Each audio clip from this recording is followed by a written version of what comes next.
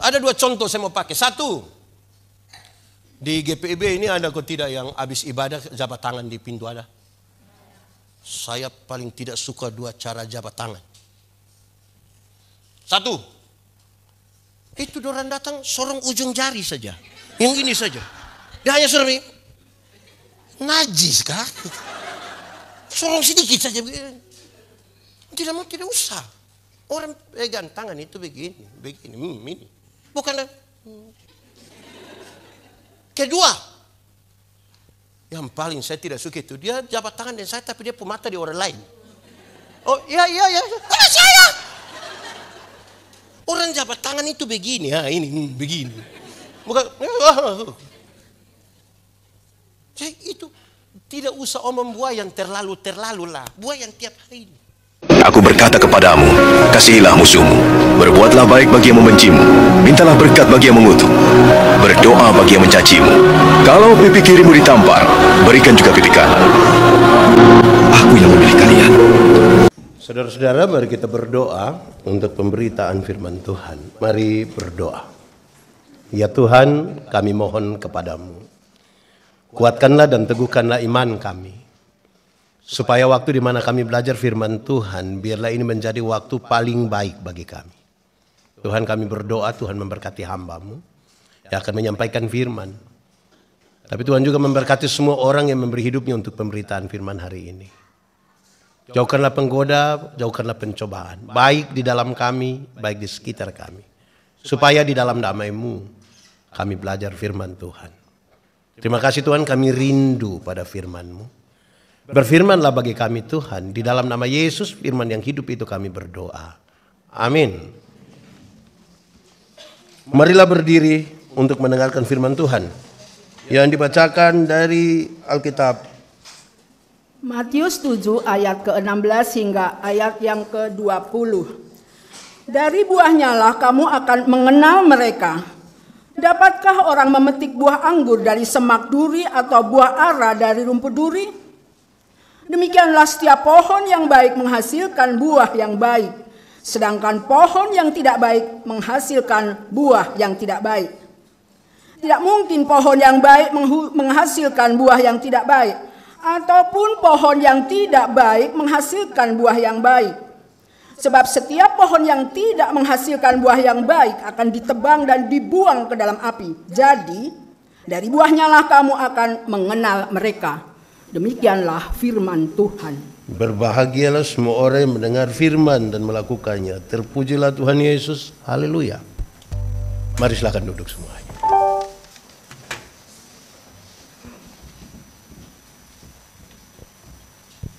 Bapak Ibu Saudara-saudara, shalom. Selamat sore. Ada sukacita. Tahun 2025 GPIB Oret Labora Serpong ulang tahun ke 16 itu sudah banyak atau sedikit? Sudah banyak atau sedikit? Sudah tua atau masih muda? Dewasa atau anak-anak? Mau tambah lagi atau cukup di 16? Di awal saya mau kasih tahu kita, dewasa itu ada 3. Ada berapa? 1, dewasa biologis, sama-sama 1, 2, 3. Kasih tahu teman di sebelah, 1, 2, 3. Dewasa biologis itu waktu itu berat badan hanya 37, sekarang sudah 73. Itu dewasa biologis. Waktu itu pakai celana nomor 10, 27 tidak ada masalah karena perut rata saja. Sekarang perut seperti ada 3 begitu, 1 di sini, 1 di sini. Itu dewasa biologis. Makan tidur, cocok. Ya gemuk, itu berkaitan dengan pembangunan fisik. Kedua, dewasa psikologi. Sama-sama kasih tahu teman di sebelah, 1, 2, 3. Dewasa psikologi tidak tergantung umur dan berat badan. Umur 40 tahun, tapi kalau tukang tersinggung, sedikit-sedikit tersinggung, sedikit-sedikit tersinggung, sedikit-sedikit tersinggung. Tersinggung kok sedikit-sedikit. Di Oret Labora ada yang biasa tersinggung, yang sedikit-sedikit mau keluar mau bikin GPIB sendiri di sebelah situ. Itu badannya besar, tapi pikirannya. Makanya di Kupang itu kalau ada yang suka tersinggung di banyak orang, orang suka bilang begini. 3, dewasa iman. Sama-sama, 1, 2, 3. Kasih tahu teman di sebelah, 1, 2, 3. Dewasa iman tidak tergantung berapa lama kita beribadah. Dewasa iman tidak tergantung berapa lama kita melayani. Dewasa iman tidak tergantung berapa lama kita memutuskan menjadi orang percaya. Dewasa iman itu begini, ada anak umur 3 tahun, ada meja berat 10 kg. Anak umur 3 tahun bisa pikul meja yang 10 kilo? Belum bisa. 17 tahun kemudian, dia umur 20 tahun, bisa pikul meja yang 10 kilo? Yang berubah anak atau meja? Itu dewasa iman. Tidak meminta beban menjadi ringan, tapi berdoa meminta bahu yang semakin kuat. Orang dewasa iman tidak akan menangis meminta masalah berubah, karena dia tahu kalau Tuhan izinkan ada masalah, Tuhan tahu seberapa kuatnya dia. Amin. Saya mau tanya, saudara punya masalah? Saudara punya masalah? Tidak usah omong, tidak usah omong. Saya lihat ini muka masalah semua. Masalah ialah kesenjangan antara harapan dan kenyataan. Misalnya harapan menikah umur 28, kenyataan sudah 34. Ya, harapan menikah dengan dia, kenyataan dia nikah dengan kita pun teman di sebelah. Tapi masalah bukan masalah, cara menangani masalah yang biasanya jadi masalah. Karena itu orang dewasa iman hampir tidak meminta orang lain berubah. Tapi siapa yang berubah? Kadang-kadang kita terlalu sibuk minta orang lain berubah, sampai lupa rubah diri sendiri. Di Orat Labora ada begitu. Yang terlalu sibuk dari orang lain itu ada. Ada dia di sini sekarang. Tunjuk saja tidak apa-apa. Ya. Baik. Karena kita akan berbicara dengan tema dari buahnya kamu akan dikenal. Saya ingin mengatakan hal yang standar. Saya berkhotbah tentang buah dan ini standar sekali. Kekristenan itu bertingkat-tingkat. Ada 3 tingkatan dalam kekristenan. Ada berapa? 3 kalau pakai bahasa Indonesia? Ya 3. Pakai bahasa Inggris baru? Pakai bahasa rote? Oke. Kekristenan itu bertingkat-tingkat. Ada 3 tingkatan dalam kekristenan. Tingkatan yang paling bawah, yang paling dasar itu adalah beragama tapi tidak beriman. Sama-sama 1, 2, 3. Beragama tapi. Untuk Kristen dia sulama Kristen. Rantai salib su besar. Baptis mungkin su 6 kali kok dia mungkin. Tapi beriman belum tentu. Kenapa? Di Indonesia agama masuk dalam struktur berbangsa dan bernegara. KTP harus tulis agama. Semua orang menjadi beragama. Beriman belum tentu. Mau jadi polisi harus beragama. Mau jadi tentara harus beragama. Mau jadi pendeta harus beragama. Semua orang menjadi beragama. Beriman belum tentu. Contoh, ini contoh standar saya biasa pakai di mana-mana. Kalau tangan kanan gatal artinya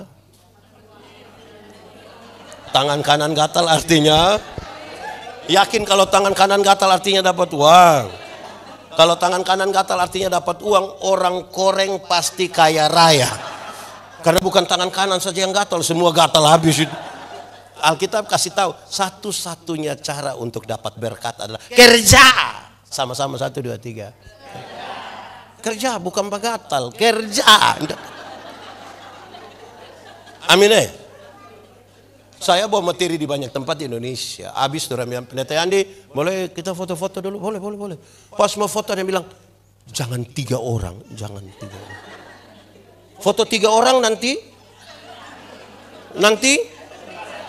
yang foto yang mati. Bayangkan Kristen bertahun-tahun ini masih percaya hal-hal yang macam begitu. Saya tidak tahu di Jakarta, di sini. Saya besar dalam sebuah keyakinan. Ini keyakinan berjamaah ini. Kalau keluar dari rumah, jalan jauh dari rumah, tiba-tiba rasa BAB. Ambil apa? Batu berapa? Saudara yakin kalau batu itu menyelesaikan persoalan BAB? Yakin? Saudara bisa bayangkan hal seperti itu, kita bisa disugesti begitu rupa untuk percaya, tapi Yesus menjadi juru selamat, orang mesti mencari data yang valid baru percaya. Di sini ada toilet. Ada. Kenapa tidak kasih turun batu? Jadi beragama tapi belum tentu beriman.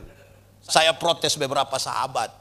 Saya tanya dorang, saudara percaya kalau berkat itu Tuhan atur? Amin.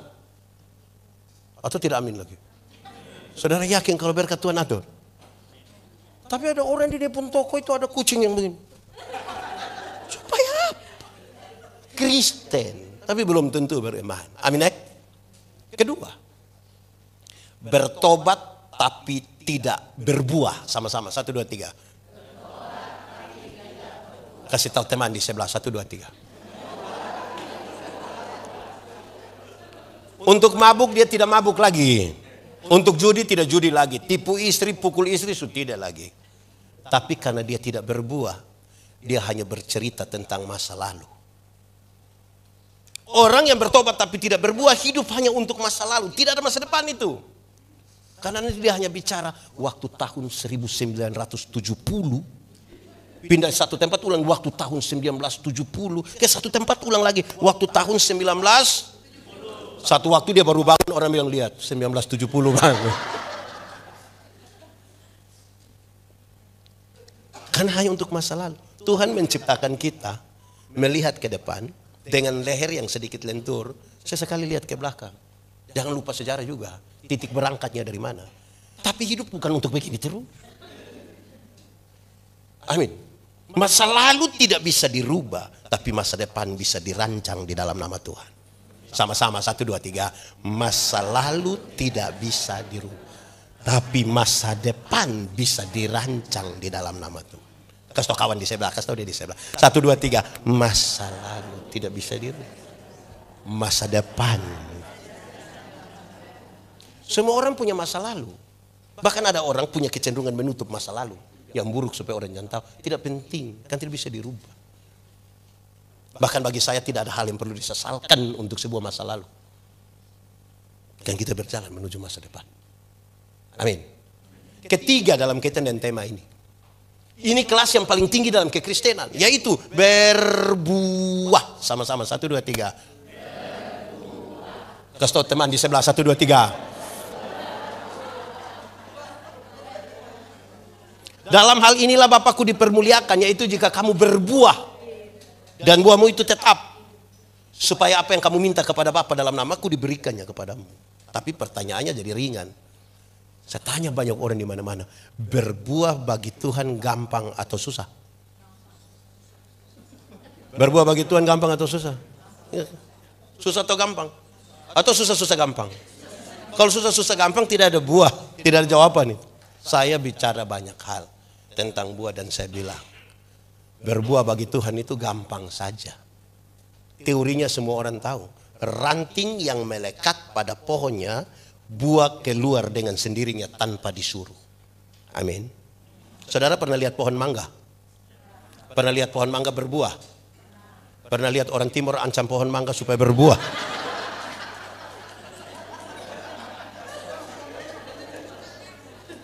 Ranting yang melekat pada pohon, buah akan keluar dengan sendirinya tanpa disuruh. Amin. Banyak orang rindu berbuah, tapi tidak melekat kepada pohon. Akhirnya dia punya buah, ada, tapi buah plastik. Kalau kamu dikenal melalui buah, dan buah itu buah plastik. Pernah lihat jeruk plastik? Pisang plastik? Avokat plastik? Enak. Buah itu buah yang hidup, melekat pada pohon yang hidup.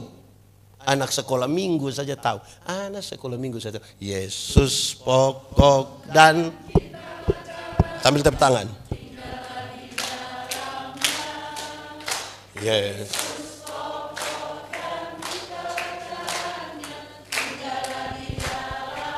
Lebih lagi. Yesus tinggallah di dalam. Pasti apa? Akan apa?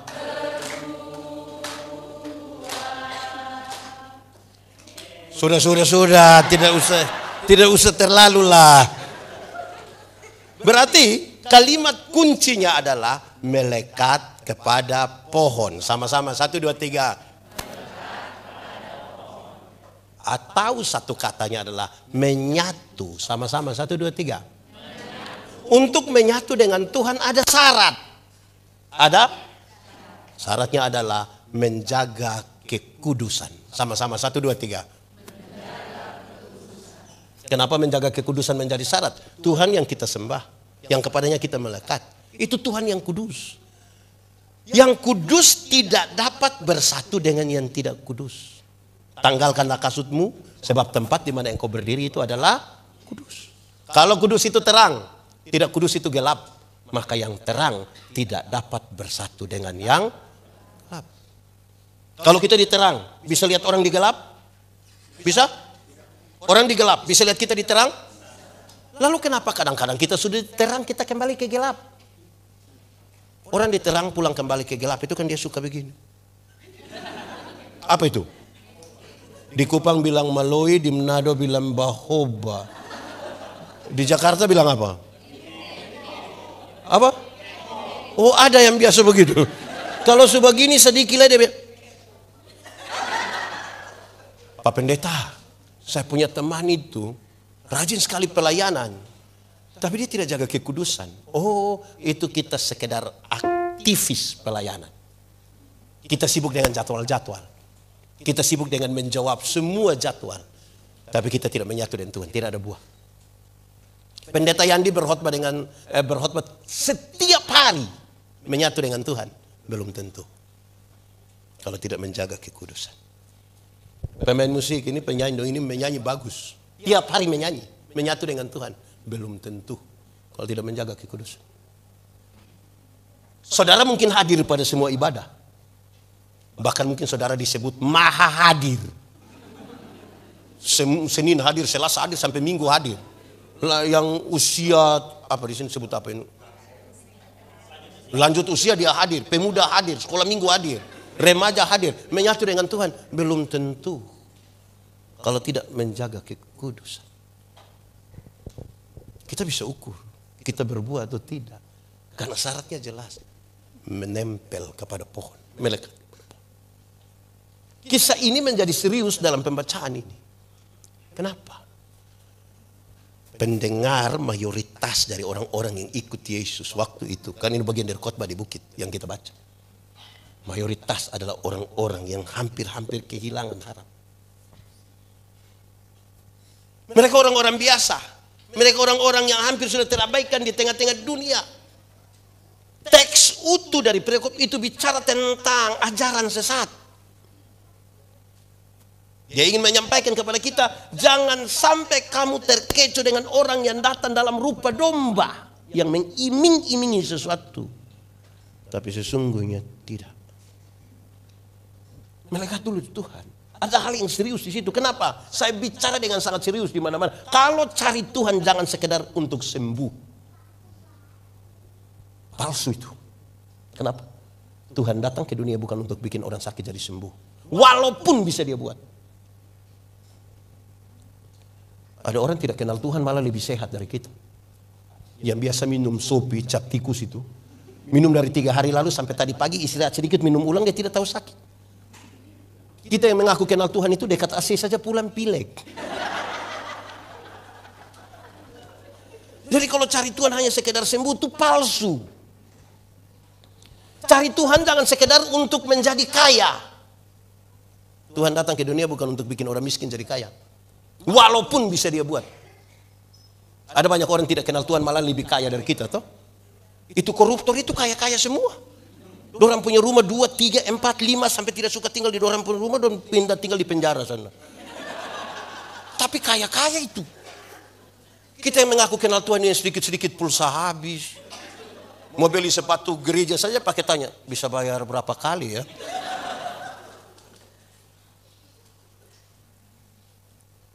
Lalu Tuhan datang ke dunia untuk apa? menebus dan menyelamatkan saya dan saudara. Amin. Kalimat Yesus ini jadi penting. Carilah dahulu kerajaan Allah dan kebenaran. Selamat dulu. Baru yang lain itu di kekayaan kehormatan di, umur panjang di, jabatan di, istri di. Kok istri di apa ini? Kalau yang kita cari di dunia adalah hal-hal yang sementara, kitalah orang yang paling sial di dunia. Amin. Kenapa? Saya bicara di banyak tempat. Pada akhirnya semua akan nol. Pada akhir. Latihan badani itu terbatas gunanya. Tapi ibadah itu mengandung janji. Baik untuk hidup yang sekarang maupun untuk hidup di zaman yang akan datang. Jadi saya bilang begini. Nanti sudah umur 50 tahun, cantik atau tidak cantik tidak penting lagi. Tidak bisa disembunyikan di balik lipstik dan bedak, tidak bisa lagi. Waktu baru umur 20-30 tahun itu yang kita rasa pipi ini kinclong, mantap. 50 melele ini. Menjaga bagaimana. Saya punya teman itu, waktu kami SMA dia tato Guns N' Roses pelambang yang pakai pangku kaki itu, melukis. Kulit bagus, tinta bagus, kontras dapat. Hampir iri hati kita lihat.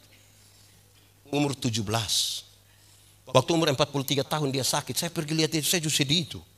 Itu tato bukan seperti orang pangku kaki, seperti orang menyembah itu. Yang jasmani terbatas. Kalau buah yang kita cari hanya jasmani sangat terbatas. Kalau ada orang datang tanya, ibu umur berapa bu? Terus dia bilang, ibu bilang 50. Dia sengaja kaget. 50? Macam baru 35. Jangan percaya. Masa 50 sama dengan 35? Nah ya 15 di mana? Mari kita jujur terhadap ini situasi lah. Kalau ibu jalan dengan ibu punya anak nona terus tanya, ini siapa sayang? Ini siapa ini? Ini saya punya anak nona yang pertama. Dia kaget. Anak nona macam kakak adik. Jangan percaya. Jangan percaya. Masa mama dengan anak seperti kakak adik? Mama dengan anak kalau macam kakak adik hanya dua kemungkinan. Kemungkinan pertama dia punya anak muka terlalu tua.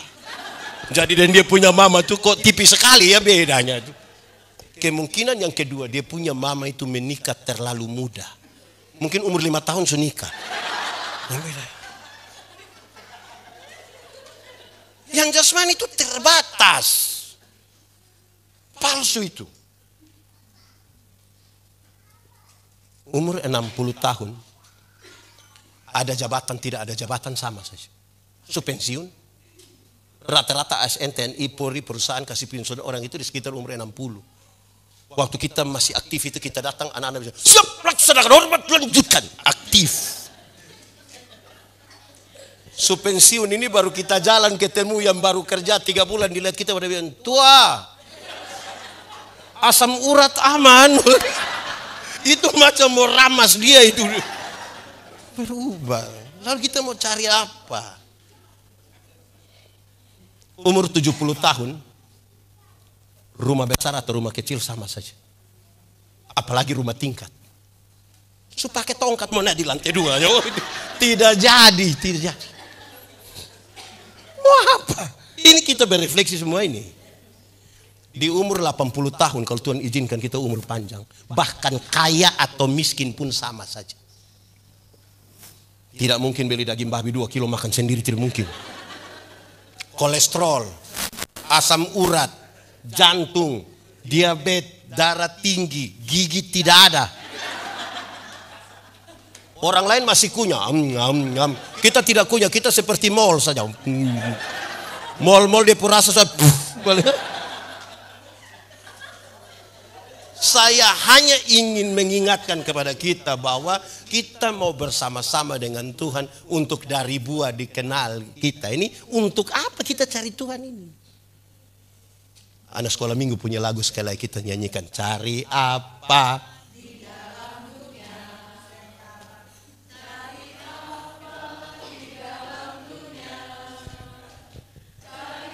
Ini lagu kelesu sekali.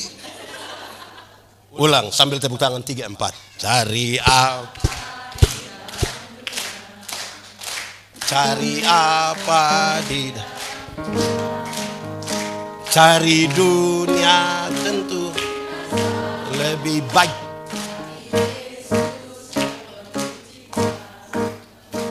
Apakah dengan demikian kita mengabaikan dunia? Tidak. Tapi carilah dahulu kerajaan Allah berkaitan dengan mata, pikiran, perasaan, dan hidup yang tertuju kepada Tuhan. Dan saudara tidak akan pernah menyesal. Saudara tidak akan pernah kecewa ketika saudara bersandar kepada Tuhan. Saudara pernah kecewa? Saya lihat ini muka kecewa banget. Kecewa ialah karena terlalu berharap kepada manusia. Siapa yang berharap kepada manusia akan berjumpa dengan satu kata yang namanya kece. Kalau kece saja tidak apa-apa. Tapi tambah wah itu yang bermasalah. Hanya pada Tuhan. Pak Pendeta, sekarang bagaimana kita bicara buah? Oke, kita mulai sekarang. Kan dari buah kita dikenal. Supaya jangan palsu kan. Jangan membangun kekristenan di atas kepalsuan. Itu boleh. Dia harus asli. Saudara harus beribadah begitu rupa sampai menghubungkan antara hari Minggu dan hari Senin. Itu asli. Ada orang yang memisahkan terlalu jauh antara hari Minggu dan hari Senin. Hari Minggu itu dia terlalu luar biasa. Berapi-api, berair-air. Hari Senin dia gila. Sampai Sabtu. Sabtu malam dia sembuh. Minggu dia ulang lagi berapi-api. Bagaimana? Hari Minggu dia bilang haleluya. Hari Senin dia halilintar. Bagaimana itu? Saya mulai dari contoh. Onesimus, seorang budak yang bekerja di perkebunan milik Filemon. Tidak tahan bekerja, dia bangun lari. Kena tangkap masuk penjara. Di penjara Paulus injili dia. Setelah injili dia, Paulus bilang kembali kepada Filemon. Dia bilang, Bapak, pulang itu mati. Karena para tuan itu bahkan menguasai nyawa dari budak-budak. Tapi Paulus bilang, tunggu. Saya tulis satu surat untuk Filemon. Filemon, yang pulang ini bukan budak, yang pulang orang merdeka. Yang pulang bukan budak, yang pulang saudara kita yang kekasih. Memahami sesuatu yang berbeda di situ sebagai manusia merdeka oleh karena pembebasan dari Tuhan. Onesimus disambut seperti Filemon menyambut seorang sahabat. Mereka makan bersama-sama di satu meja makan. Orang-orang semua heran, kok bisa ya seorang budak yang melarikan diri disambut dengan baik oleh tuannya. Mereka bertanya-tanya, kok bisa begitu? Orang bilang apa? Tuhan kami mengajarkan kami tentang hal itu. Orang-orang yang tidak mengenal Tuhan ingin memahami, ingin mengetahui, ingin mencari Tuhan mana yang mengajarkan orang tentang kasih yang luar biasa itu. Buah. Amin. Dari buah sekarang orang mengenal tuh siapa? Pohonnya itu. Pak Pendeta, buah apa sih? Buah apa sih? Supaya betul-betul ini buah yang kemudian mengidentifikasikan pohon. Di dalam kekristenan itu hanya satu. Buah itu adalah kasih. Sama-sama, 1, 2, 3. Kasih. Hukum Taurat ada berapa? Dari 10 itu dijabarkan jadi 613 pasal. Dari 613 pasal masih ada ribuan peraturan hidup setiap hari. Dari ribuan itu Tuhan Yesus menyimpulkan dia tinggal 2 kalimat, yaitu mengasihi Tuhan dan mengasihi. Dari 2 kalimat itu Tuhan simpulkan dia tinggal satu kata, yaitu K-A-S-I-H. K-A-S-I-H. Apa? Kasih, kasih, kasih. Kasih, kasih, kasih. Kasih itu apa? Kasih. Tidak. Kasih itu apa? Sabar. Tidak suka? Di sini ada yang suka marah-marah.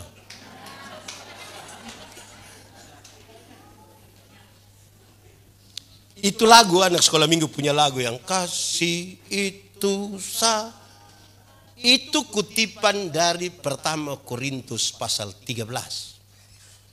Secara umum surat pertama Korintus itu latar belakangnya adalah Paulus dapat informasi dari keluarga Chloe. Paulus, jemaat sudah mau pecah. Dia tanya, mau pecah kenapa? Ada dua hal Bapak. Dua hal apa itu? Satu, jemaat mau pecah karena suka pilih-pilih pelayan. Sama-sama 1, 2, 3. Suka pilih-pilih. Separuh bilang pelayan yang baik itu harus seperti Paulus. Satu kali berkhotbah 2.000, 3.000 orang bertobat. Separuh bilang tidak. Pelayan yang baik harus seperti Apolos. Apolos kan seorang pengkhotbah. Dia khotbah 5-6 jam orang tidak mengantuk. Itu dulu. Paulus dan Apolos tidak tahu. Tapi jemaat sementara mengelompokkan diri. Seolah-olah ada golongan Paulus. Seolah-olah ada golongan Apolos. Ini yang bikin kacau jemaat ini. Di Serpong sini ada yang suka pilih-pilih pelayan. Ada. Ini jemaat dong sekarang ini suka ikuti, kalau di Gemit sebut warta jemaat. Di sini kalau baca ibadah minggu 28 September dipimpin oleh pendeta ini.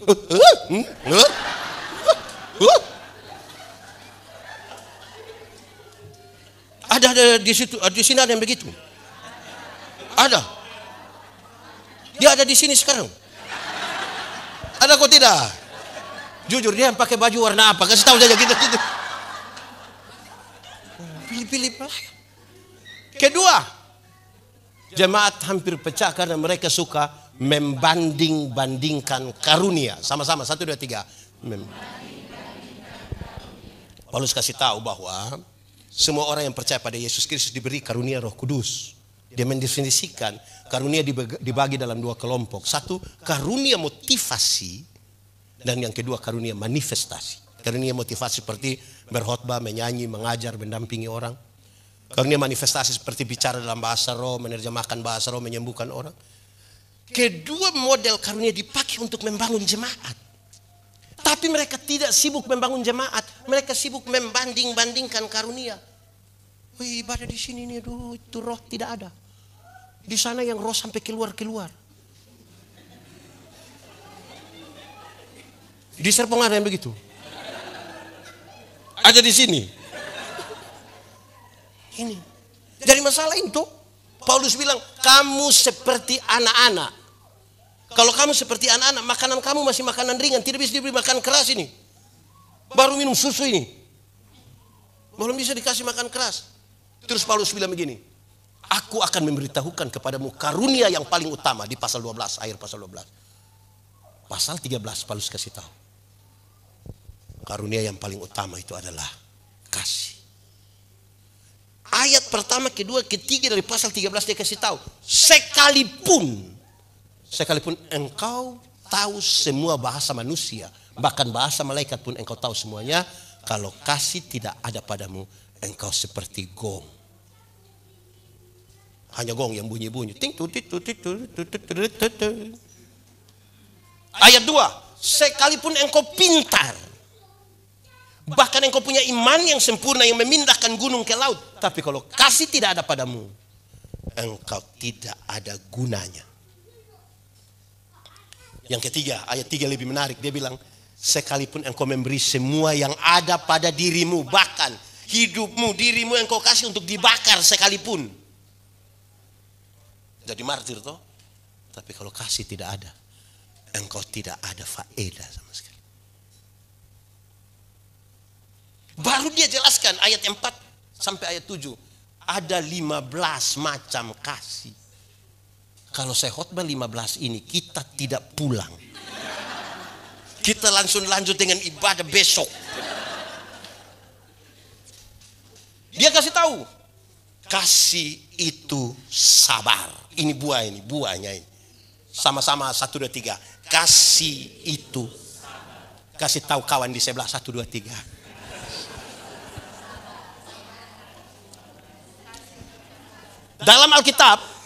Dalam Alkitab, sabar itu tidak sama dengan menunggu waktu pulang. Tidak menunggu kapan selesai. Belum juga. Alkitab tidak mengisyaratkan sabar. Dalam Alkitab sabar itu ada dua. Ada berapa? Satu, sabar terhadap situasi. Sama-sama, 1, 2, 3. Ada situasi tertentu dalam hidup ini yang kita tidak suka. Kita tidak suka. Coba saudara pikirkan dari situasi saudara tidak suka. Tapi firman Tuhan bilang apa? Sabar. Ada sakit, penderitaan yang saudara alami bertahun-tahun dan saudara tidak suka. Kanker sudah penuh saudara pun diri. Tidak suka. Tapi firman Tuhan bilang apa? Sabar. Saudara tidak suka tanggung jawab pelayanan lagi sebagai penatua. Dia coba habis 2027 kalau kita selesai sudah. Jadi PHRG ini pusing kita, coba selesai sudah kok habis. Tapi firman Tuhan bilang PHRG aman.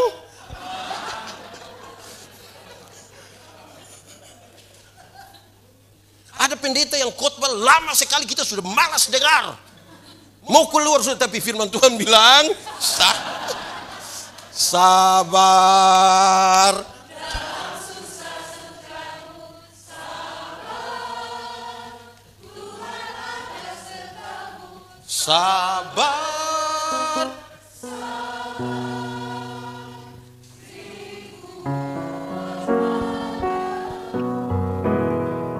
Kedua, sabar terhadap orang. Sama-sama, 1, 2, 3.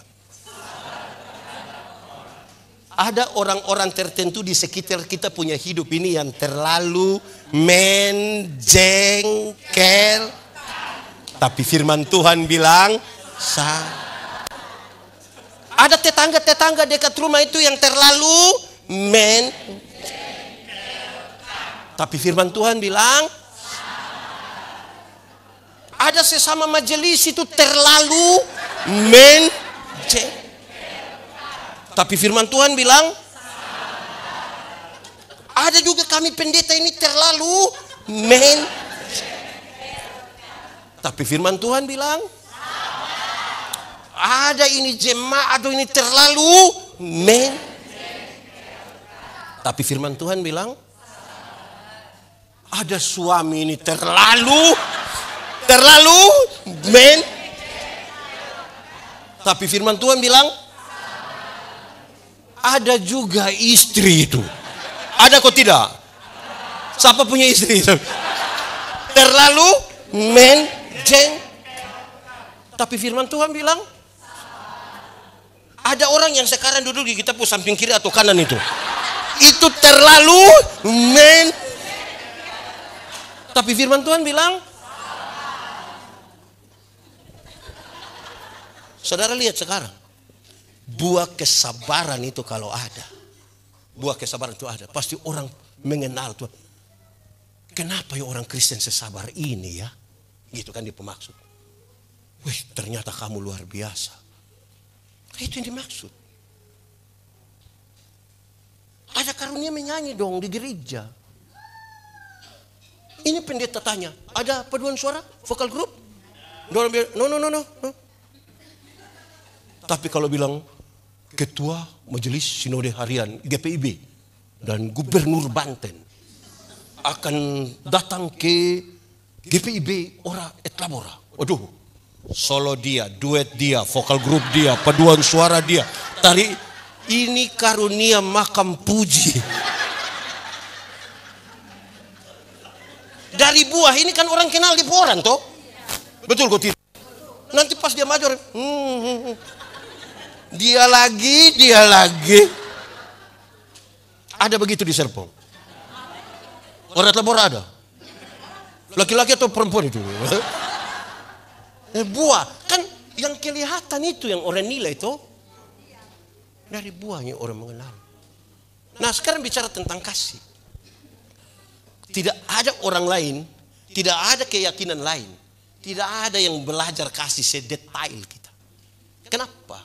Dengar. Kenapa orang mengasihi Tuhan? Orang mengasihi Tuhan karena dia tahu dia berasal dari mana. Orang mengasihi Tuhan itu tahu diri. Kamu tinggal dalam dunia tapi tidak berasal dari dunia. Orang kalau tahu diri itu aman betul. Lalu kenapa saya mengasihi sesama? Kita diajar, ini buah. Saya mengasihi sesama karena pada diri sesama ada gambar dan rupa Allah. Saudara tidak usah menghargai saya karena saya pendeta. Hargailah saya karena pada saya ada gambar rupa Allah. Amin. Kita mengasihi Tuhan karena kita tahu diri kita berasal dari mana. Kita mengasihi sesama karena kita tahu pada dirinya ada gambar dan rupa Allah. Lalu posisi kita di mana sekarang? Posisinya begini. Kita lebih sayang diri atau lebih sayang orang lain? Lebih sayang diri atau lebih sayang orang lain? Diri. Alkitab juga bilang begitu. Kasihilah orang lain seperti engkau mengasihi. Jadi kalau engkau tidak mampu mengasihi dirimu, engkau tidak mungkin mengasihi orang lain. Amin. Sekarang saya mau tanya.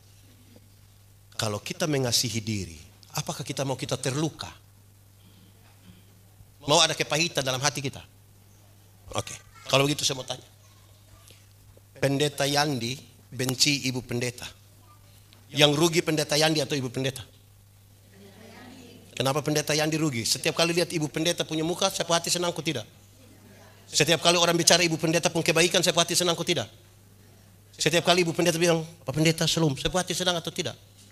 Kalau saya mengasihi diri saya harus berhenti membenci ibu pendeta. Amin. Ada orang yang saudara tidak suka?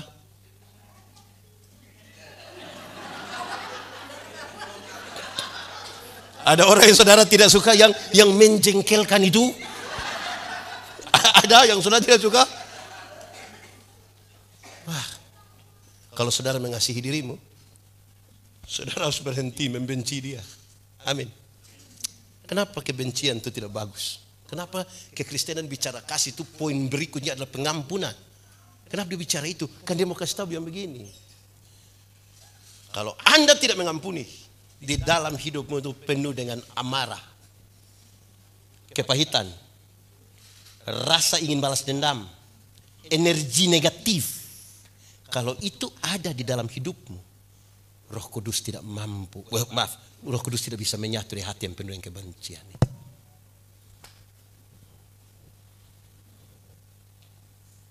Amin. Supaya kita tidak pura-pura. Kekristenan tidak mengajarkan kita tentang pura-pura. Ada dua contoh saya mau pakai. Satu, di GPIB ini ada kok tidak yang habis ibadah jabat tangan di pintu ada? Saya paling tidak suka dua cara jabat tangan. Satu, itu orang datang sorong ujung jari saja. Yang ini saja. Dia hanya sorong ini. Najis kan? Sorong sedikit saja. Tidak mau, tidak usah. Orang pegang tangan itu begini. Ini. Bukan. Kedua, yang paling saya tidak suka itu, dia jabat tangan dengan saya tapi dia pemata di orang lain. Oh iya. Ada saya. Orang jabat tangan itu begini, ya ini begini. Bukan. Saya itu tidak usah omong buah yang terlalu lah. Buah yang tiap hari ini.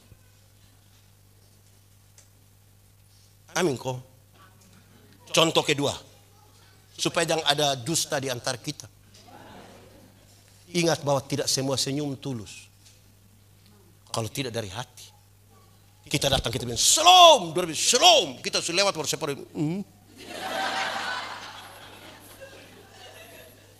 buah apa?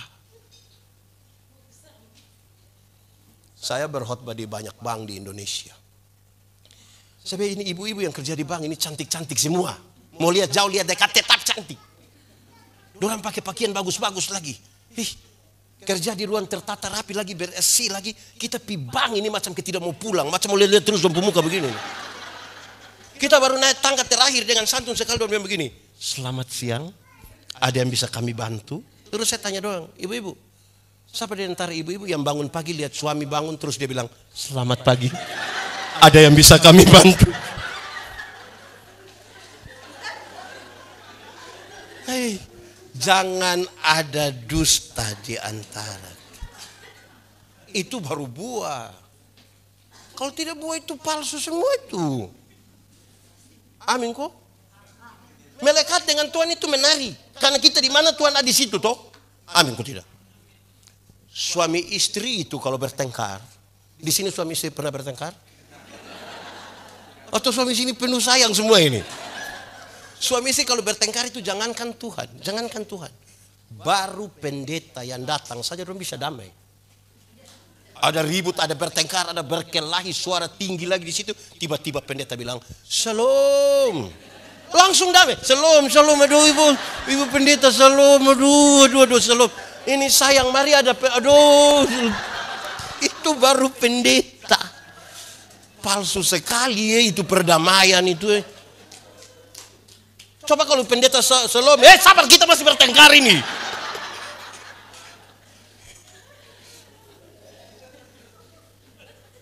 Kita hidup kok jadinya munafik ya. Tidak jujur terhadap sesuatu. Lalu buat. Itu baru pendeta. Apalagi kalau Tuhan bersama-sama dengan kita. Oh Tuhan kalau bersama-sama dengan kita. Setiap kali suami marah mau tampar istrinya. Di sini ada suami biasa tampar istri.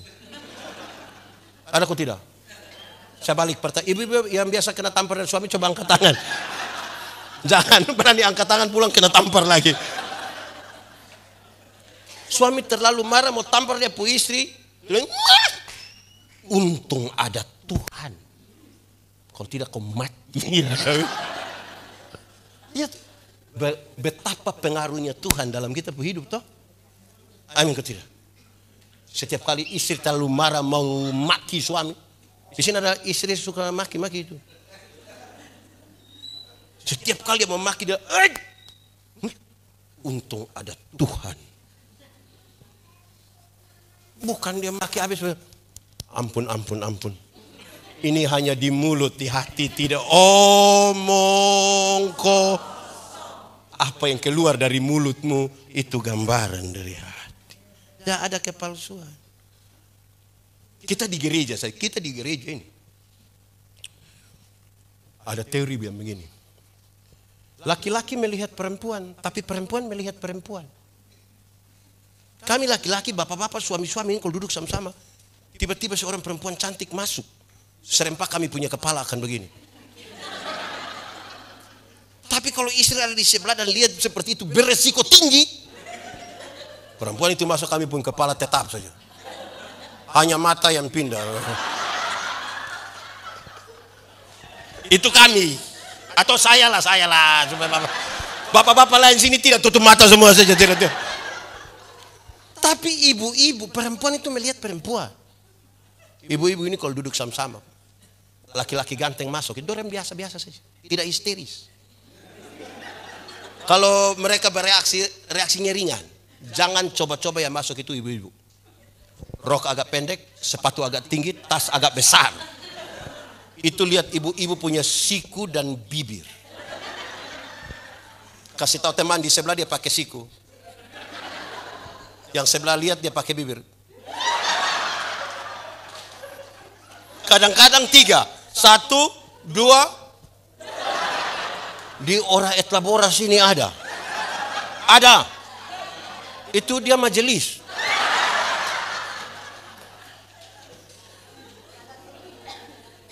Nah, saudara, kalau kasih tidak menjadi dasar, tidak bisa.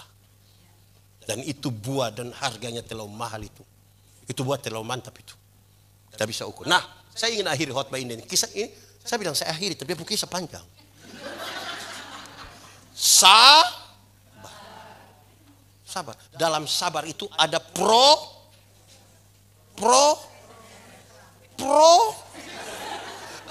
proses bukan protes.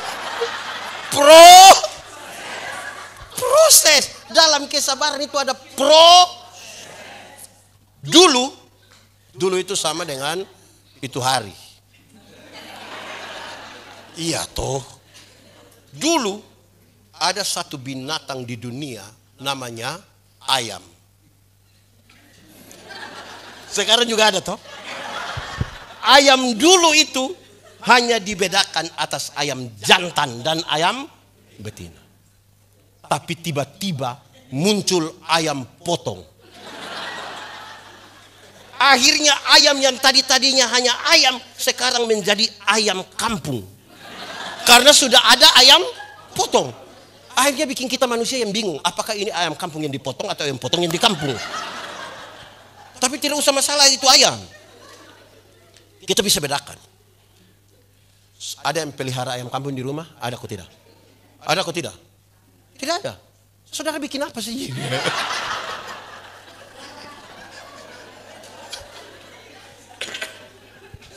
Ayam kampung itu kita pelihara lama 6 bulan ini. Dia masih kecil.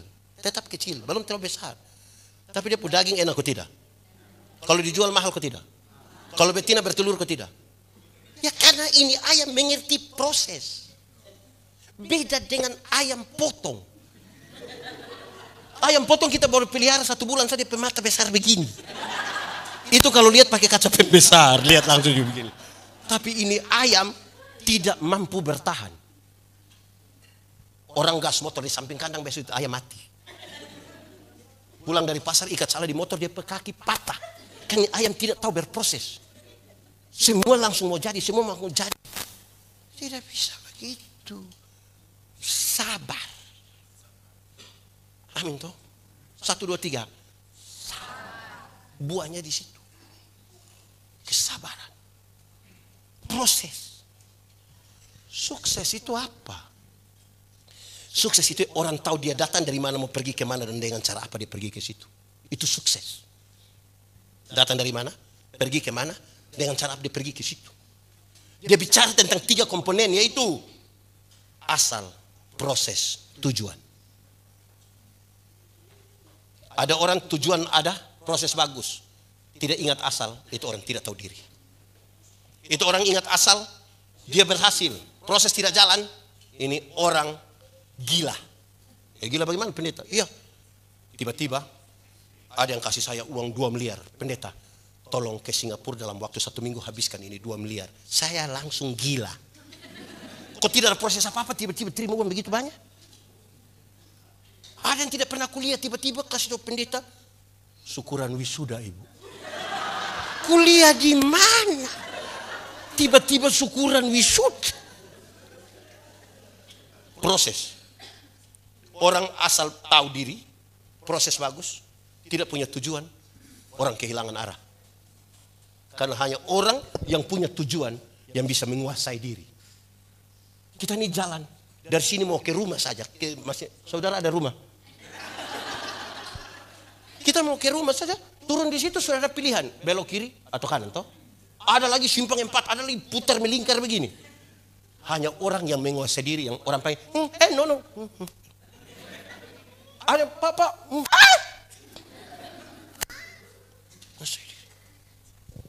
Saya dengan beliau, minta maaf saya pakai contoh bapak saya. Saya dan beliau ini, kalau kami 2 mau lawan musuh di sana, kami pegang senjata, mau perang lawan musuh ini. Kami merayap dari satu kursi ke kursi yang lain. Musuh juga merayap dari sana. Tiba-tiba saya injak beliau punya sepatu. Kira-kira beliau marah atau tidak? Marah atau tidak? Tidak marah, karena sesuatu yang penting. Kami 2 kalau bertengkar, kami kena tembak. Tapi coba kalau tidak ada musuh di sana, tiba-tiba saya muat kaki di dia punya sepatu. Minimal lu tidak ada mata. Bagi orang yang tahu tujuan menguasai diri, tidak ada waktu sedikit pun untuk bertengkar, untuk iri hati, untuk hal-hal yang receh yang tidak perlu. Kan dia tahu dia pun tujuan. Amin toh. Tidak ada kesempatan duduk omong sesama majelis pun apa yang jelek. Kenapa lihat saya? Oke. Lalu kasih itu. Dalam kasih itu. Saudara, saya bilang, saudara pernah dengar kabar ini, tapi saya ingin menyampaikan ulang supaya betul-betul kita tahu itu buahnya. Yang paling bisa mengkonfirmasi tentang buah yang kasih itu adalah ibu-ibu. Siapa? Saya mau tanya. Ibu-ibu? Di sini tidak ada ibu-ibu. Ini anak SMP semua ini. Ibu-ibu? Melahirkan itu sakit atau tidak? Terlalu sakit. Mau melahirkan normal atau abnormal tetap sakit. Sesar itu abnormal, Ibu. Waktu ibu-ibu sakit melahirkan, kami suami saja tidak menolong. Ibu ada sakit melahirkan itu kami paling di luar, taruh tangan di kepala baru bilang, Yesus, paling hanya begitu. Sudah bilang Yesus, saya bayangkan ini anak muka mau ikut siapa ini, paling hanya. Kamu ketika kamu baru lahir itu, waduh, kamu tidak tahu apa-apa. Kamu hanya tahu menangis. Orang tua pusing. Kalau anak menangis, dia pikir basah kah? Lapar kah? Salah urat kah? Jam 3 subuh, kamu punya jam tidur itu, orang tua punya jam bangun. Orang tua punya jam tidur, kamu pun jam bangun. Banyak orang tua tidak tidur, tagal kamu ini. Jam 3 pagi masih ada orang tua begini-begini, dia punya anak toh? Betul kok tidak? Dalam keadaan sempoyongan tidak bisa tidur. Seringkali ibu-ibu dipaksa lagi menjadi penyanyi.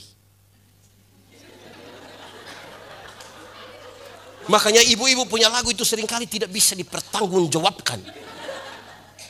Kalau tidak bobo digigit. Padahal justru kalau anak bobo itu baru nyamuk gigit. Kalau anak ada lari-lari, nyamuk mana mau gigit. Tapi sudah tidak usah persoalkan itu. Waktu kamu lahir, kamu tidak bisa omong. Atau siapa punya anak yang lahir, dia lahir langsung dia bilang, yes. Tidak. Orang tua ajar kamu bicara itu satu-satu suku kata. Ma, pa. Setelah sudah besar, sudah remaja, SMA, kuliah. Sudah lancar bicara kan? Ada suka bicara dari orang tua? Orang lebih suka bicara dengan lihat, tidak tahu bicara. Kita ajar bicara, lancar bicara, lebih suka bicara dengan teman daripada yang orang tua. Pertanyaan terakhir, kenapa mau kasih makan itu orang-orang? Kenapa mau kasih makan orang? Saudara lihat, kasih. Orang tua itu kadang bilang begini, anak, asal kamu mau sekolah tinggi, biar kami orang tua ikat perut, tidak apa-apa. Pernah dengar itu kalimat? Dorang kalau sampai omong ikat perut itu bukan berarti dorang mau pakai stagen. Tapi seringkali dorang berhutang demi anak-anak mereka.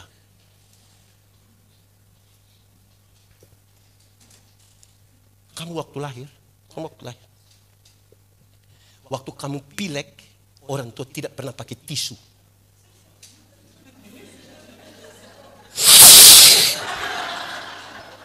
Betul kok tidak?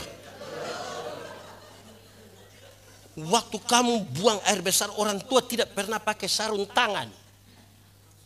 Amin.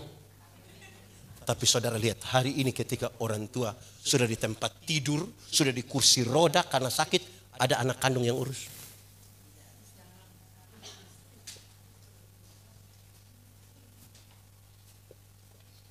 Orang tua melahirkan kita banyak. Tidak pernah titip kita di mana-mana. Tapi anak banyak-banyak yang sukses, bisa sepakat titip orang tua di panti jompo. Yang sudah titip atau rencana titip, batalkan sekarang, batal. Karena hari ini kita titip dorang, besok-besok anak-anak titip kembali kita. Hidup ini hanya tukar sapa titip sapa. Saya mau bilang pada saudara, saya mau tanya, minta maaf, ibu berapa bersaudara? 5. Ibu minta maaf berapa saudara? 3. Bapak berapa saudara? 5.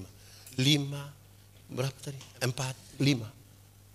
Satu mama bisa melahirkan 5, 4, 5. Tapi 5, 4, 5 anak yang sukses belum tentu bisa urus satu mah. Belum tentu. Kita selalu menemukan alasan untuk tidak mengurus. Hampir-hampir kita melihat kasih yang tidak berimbang. Kita jarang telepon dorang. Padahal orang tua selalu berdoa. Kalau kita sakit dia berdoa, Tuhan kalau berkenan jangan dia yang sakit. Biar saya yang sakit. Kita menyanyi dulu satu lagu. Ini lagu Dunia Izin Mempendeta. Kasih ibu.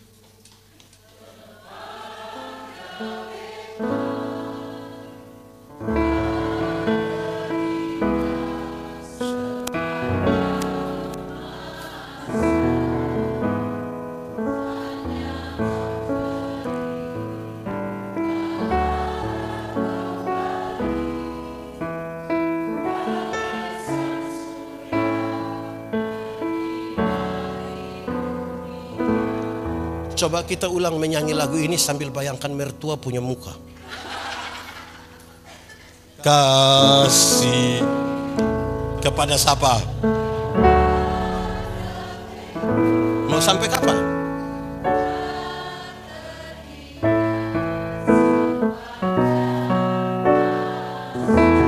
Hanya apa? Harap kembali kok tidak? Seperti apa?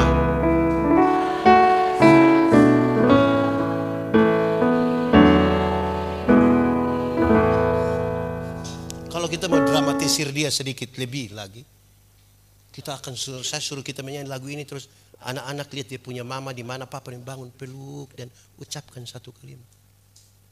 Kita suka kehilangan kasih. Kita pakai standar yang terlalu duniawi untuk mengukur itu kasih. Padahal itu buah yang betul-betul paling Tuhan mau rindukan dari kita. Karena dari pohon, dari buah itu orang kenal pohon. Hari ini saudara bertanya kepada Tuhan Yesus, Tuhan Yesus seperti apakah engkau mengasihi aku? Tuhan Yesus tidak jawab. Saya ulangi, hari ini saudara bertanya pada Yesus, Tuhan seperti apa engkau mengasihi aku? Tuhan Yesus tidak jawab. Dia merentangkan tangannya di kayu salib dan mati bagi saya dan saudara. Tidak ada kasih lebih besar dari kasih seorang sahabat yang memberi nyawanya bagi sahabat-sahabat. Tanpa kepalsuan.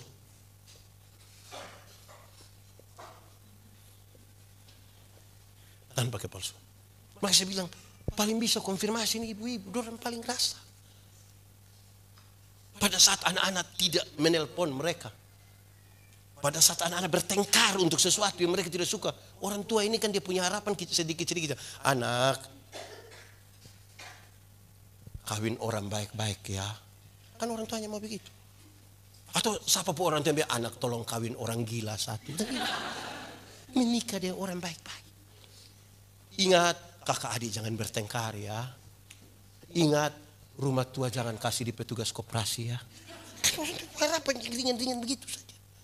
Belum cukup bahagia. Ini kita online berjam-jam tidak pernah telepon dorang.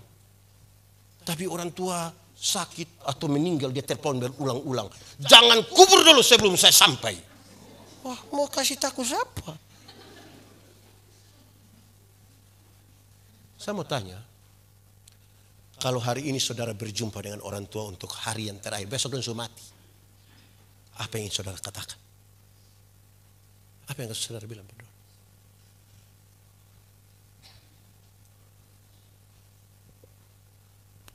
Kehebatan kita itu adalah ketika Tuhan menggambarkan relasi Tuhan dengan manusia itu seperti relasi satu, suami istri, yang kedua relasi orang tua anak.